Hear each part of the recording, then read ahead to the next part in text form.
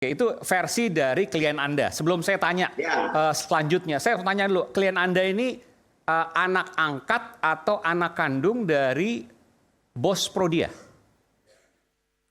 Ya, sebenarnya kalau terkait sana kami nggak bisa sampaikan detailnya. Tapi ada hubungan ya? Acara ini dipersembahkan oleh Istri saya nggak kuat, saya tahan aja. Saya tahan. Padahal dalam hati saya juga sebenarnya nggak sanggup untuk hadapi kejahatan itu, Pak.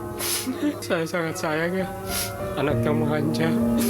Kalau makan aja saya yang nyuapin, Pak.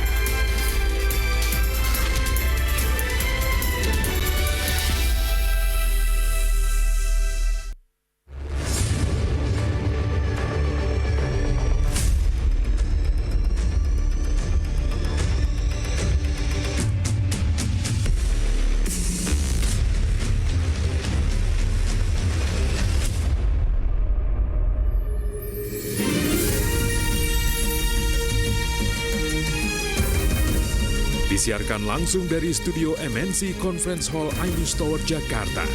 Inilah Rakyat Bersuara bersama Aiman Wicaksono.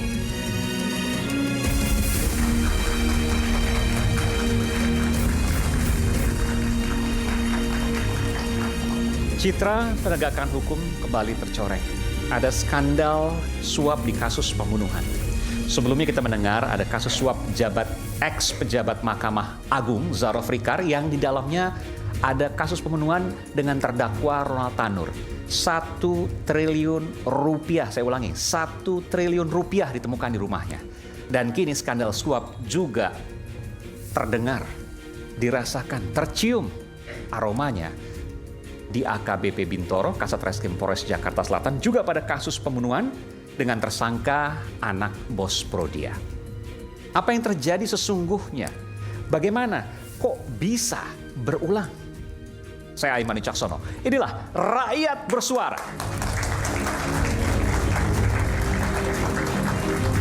Saya akan undang ke panggung Rakyat Bersuara pada malam hari ini Ketua Indonesia Police Watch IPW, Bung Sugeng Teguh Santoso. Bung STS, selamat datang. Bung Sugeng.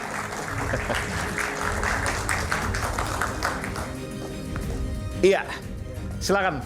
Nanti saya akan tanyakan pada Anda, karena pertama kali kasus ini sebenarnya muncul. Ini agak unik, bukan berdasarkan laporan dan sebagainya, tapi berdasarkan pengadilan dan kemudian disuarakan oleh Bung Sugeng. Nanti saya akan tanyakan.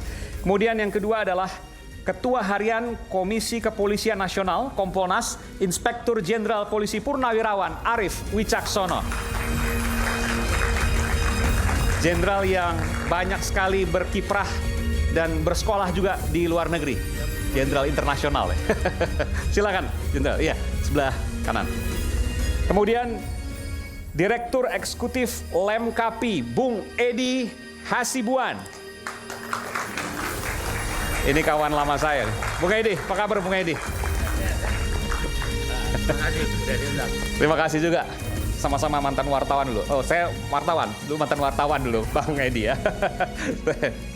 Kemudian ada psikolog forensik, Bung Reza Indragiri.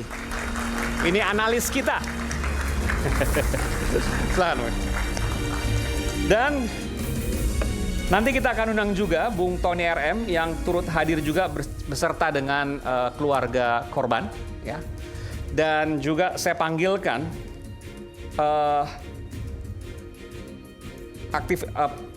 praktisi hukum, ya, Bung Rasman Arif Nasution. Ya. Bung Ran, apa kabar? Sedang Makasih. malang melintang terus berlewat di televisi. Silakan sebelah sana, Bung Ran. Oh ya, oke. Dan langsung saya akan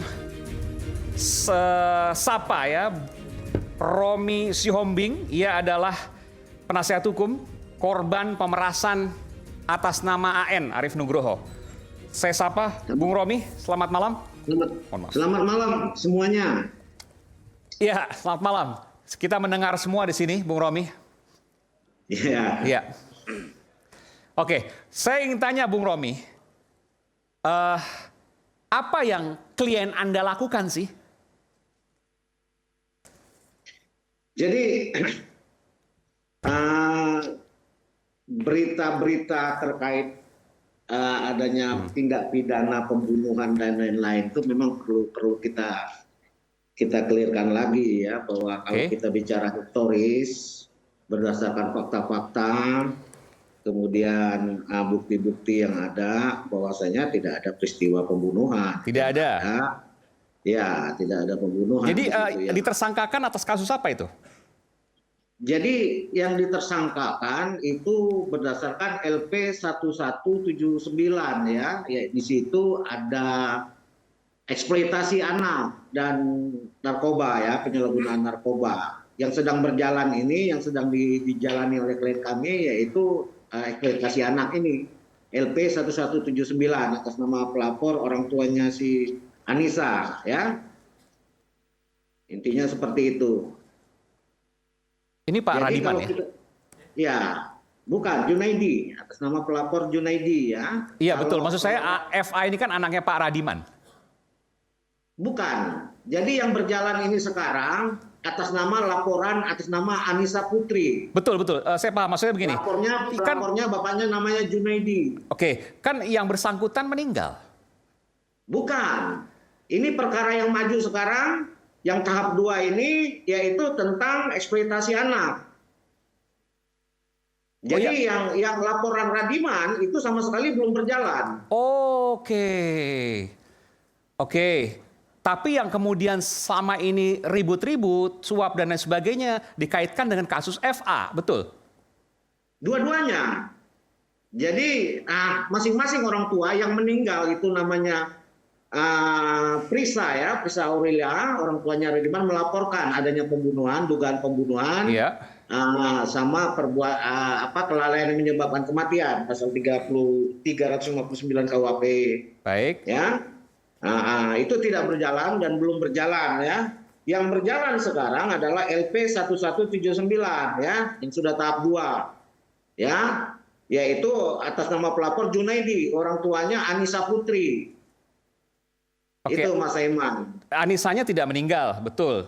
Yang meninggal FA, itu yang belum berjalan. Sekarang yang baru berjalan baru Anissa Putri itu, AN ya. Ya. Kemudian sebelumnya tidak berjalan selama kurang lebih 5 bulan, betul 9 bulan ya, 9 bulan. 9 bulan. Lalu kemudian berjalan. Ya. Karena sudah menyerahkan sejumlah uang ke APH, aparat penegak hukum. Betul. Lalu kemudian tetap berjalan, itu yang kemudian digugat perdata di pengadilan. Betul, begitu ceritanya. Jadi jumlahnya berapa yang diserahkan? Menurut pengakuan dari klien kami, total semua kerugian ya, kalau kita bicara kerugian itu 17,3 miliar ya. Oke, termasuk ada mobil Lamborghini dan juga motor Harley Davidson. Ya, termasuk satu unit mobil Lamborghini Aventador, kemudian satu motor BMW ya, H4, kemudian satu ini Harley Davidson. Oke. Dan itu kemudian berjalan. Artinya klien Anda akan kena lagi nanti karena ada satu kasus lagi yang belum jalan ini. Betul? Ya, kita lihat pembuktiannya bagaimana. Seperti saya katakan, kenapa kami kemarin mengambil sikap untuk melakukan preskon, karena semakin liar informasi, kami tegaskan di sana bahwa tidak terjadi pembunuhan. Yang ada, kalau perlu kita bahas di sini, bahwa klien kami ini mendapat telepon dari si Anissa ini, ya, mempertanyakan keadaan. Kita gunakan inisial saja, karena saya khawatir dia di bawah umur, betul ya? Ya. Oke, kita gunakan inisial AP saja. Ya, kita inisialkan AP ya, Anissa Putri ini AP ya. AP ini berkomunikasi dengan klien kami menanyakan posisi karena memang klien kami ini sudah langganan tetap dia. Intinya menanyakan posisi, kemudian mereka berjanji bertemu di Hotel Lee Mansion ya pada tanggal 22 April tersebut. Kemudian tiba-tiba AP ini datang bawa FA yang tidak dikenal. Ya, setelah sampai di hotel, kemudian AP ini kebiasaannya meminta kepada klien kami untuk disiapin narkoba jenis sabu ya. Nah, sewaktu mereka datang itu ternyata mereka sudah sakau dulu, sudah menggunakan dulu di luar. AP dengan korban almarhumah FA, maksudnya itu? Ya, oke. Ya, sudah menggunakan dulu. Nah, kemudian setelah bertemu dengan klien kami, mereka mengkonsumsi juga narkoba, sabu.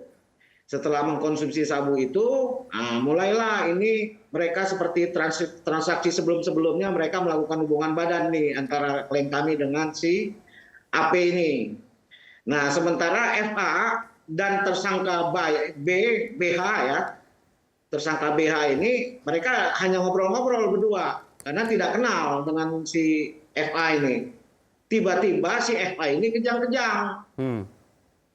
FA ini kejang-kejang karena overdosis, ya giginya gemelutukan apa semua, matanya melotot karena ketakutan. Oleh si Bayu ini dibawa langsung dikirim ke rumah sakit. Sampai di rumah sakit ditinggalkan oleh saudara Bayu. Begitu kejadiannya. Oke, itu versi dari klien Anda. Sebelum saya tanya selanjutnya, saya tanya dulu, klien Anda ini anak angkat atau anak kandung dari bos Prodia?